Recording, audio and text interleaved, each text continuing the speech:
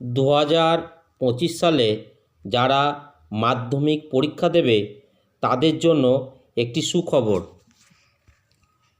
আজ 14/1/2025 মধ্যশিক্ষা পর্ষদ একটি নির্দেশিকা দিয়েছে। সেই নির্দেশিকাটাই হলো যে যারা 2025-এ মাধ্যমিক পরীক্ষা দেবে তাদের অ্যাডমিট কার্ড দেয়া হবে 30শে জানুয়ারি সকাল 11টা থেকে বিকেল 5টা পর্যন্ত। কোথায় দেয়া হবে? সেটা হবে যে রেসপেক্টিভ ক্যাম্প অফিস আছে সেই রেসপেক্টিভ ক্যাম্প অফিসে দেওয়া হবে।